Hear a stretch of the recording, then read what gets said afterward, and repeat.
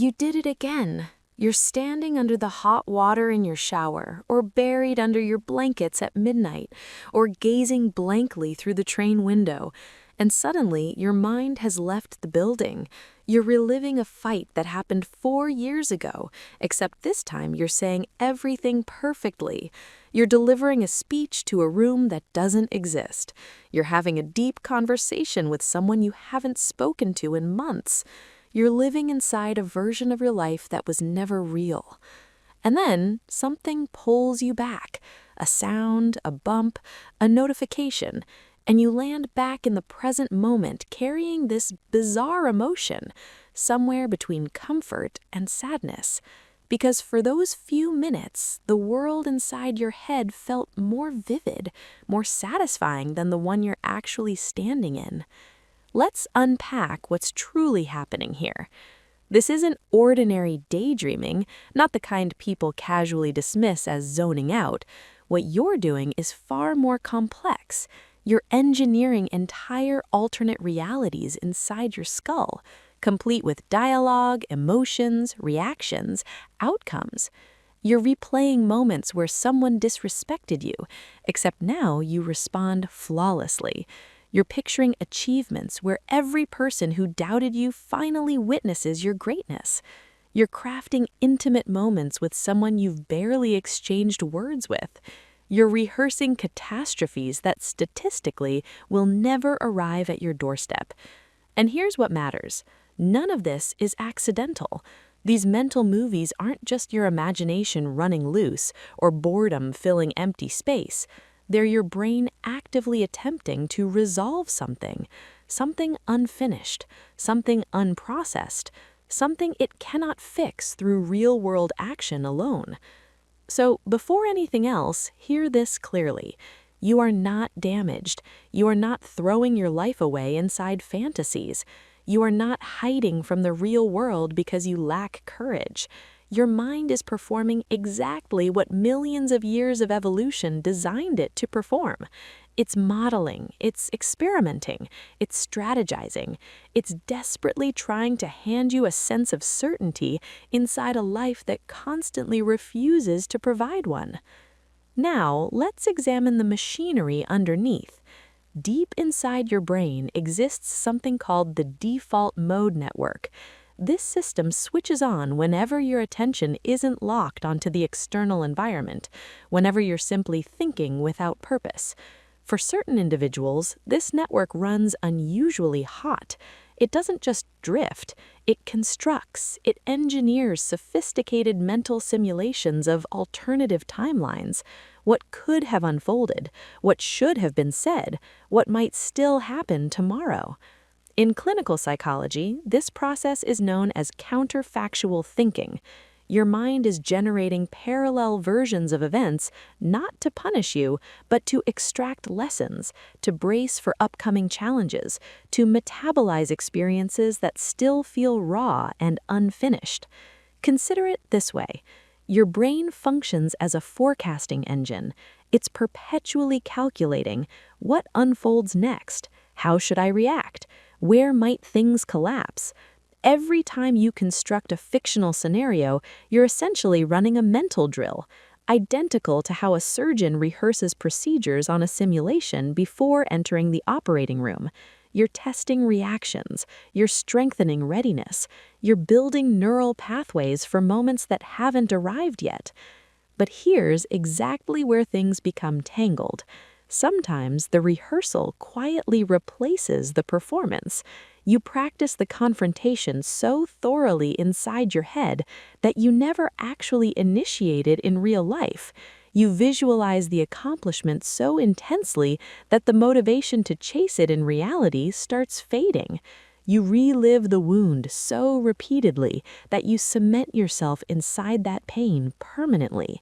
The mechanism that was originally designed to equip you gradually begins to imprison you. There's a second layer to why you do this, and it reaches into something much more fundamental: authority over your own experience.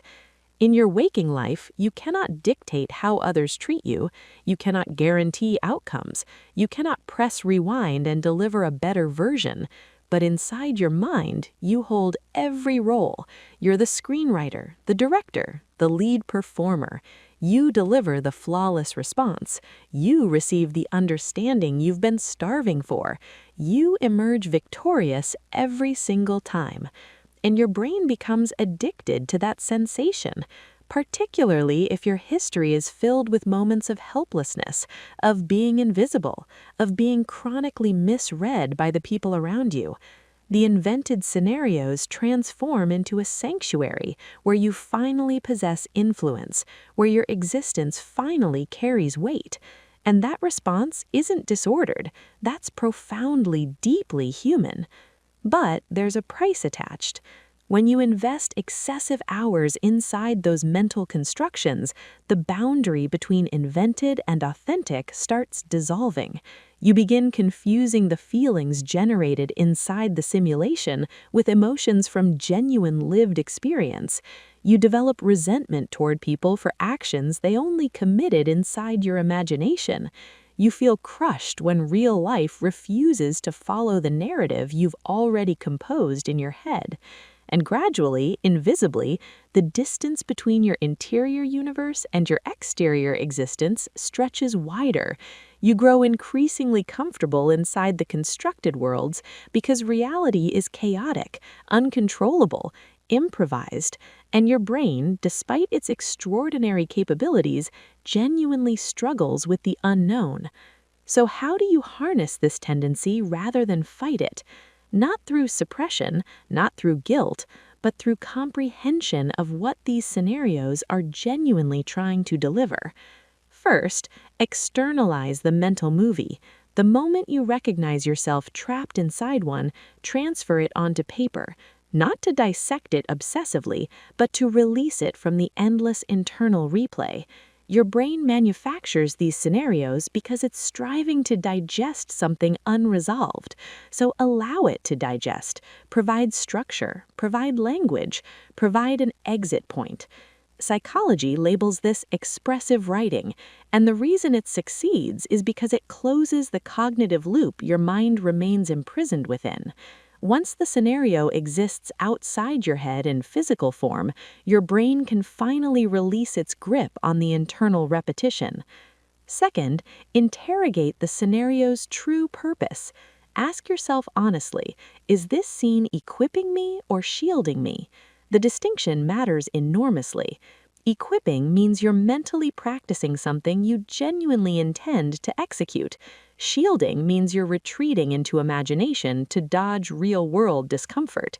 Your brain will deploy scenarios for both functions. Develop the awareness to identify which mode you're operating inside. Third, establish boundaries around the practice. You don't need to abolish the mental simulations entirely, but you can restrict their territory. Allow yourself 10 focused minutes, then deliberately return to the tangible present. This conditions your brain to treat the scenarios as instruments rather than destinations. You're permitted to visit, but you cannot permanently relocate there. Fourth, anchor yourself physically whenever you detect the drift occurring, not with harshness, with gentleness. Feel the weight of your body pressing against the floor. Track the rhythm of your breathing. Focus your eyes on one concrete object directly in front of you. This engages your sensory processing systems and gently deactivates the default mode network. It whispers to your brain, this is authentic, this breath, this body, this specific, unrepeatable moment of existence. Here's a framework to carry with you. Your consciousness is an ocean. The scenarios are the undertow, sometimes peaceful, sometimes overpowering. You cannot eliminate the undertow, but you absolutely can choose not to let it drag you beneath the surface. You can stand at the shoreline, observe the water churning, acknowledge its force, and then deliberately turn around and walk inland towards solid ground. The scenarios will never fully disappear. That was never the issue. The issue emerges only when you forget they were never meant to be your final destination. They're simply your mind wrestling with a bewildering world, attempting to guard you, to equip you, to manufacture stability when everything surrounding you feels volatile and uncertain. You've invested countless hours inhabiting those constructed worlds, and perhaps some of them were genuinely magnificent. Perhaps certain scenarios provided warmth and safety when your actual circumstances couldn't offer either. But you don't need to reside there permanently anymore. You can allow them to serve the purpose they were always engineered for: practice rounds, mental rehearsals, never permanent substitutions for the genuine experience. Your authentic life is out there waiting for you, imperfect, unpredictable, completely unscripted, but undeniably, irreplaceably real. And perhaps, when everything is considered, that's more than enough.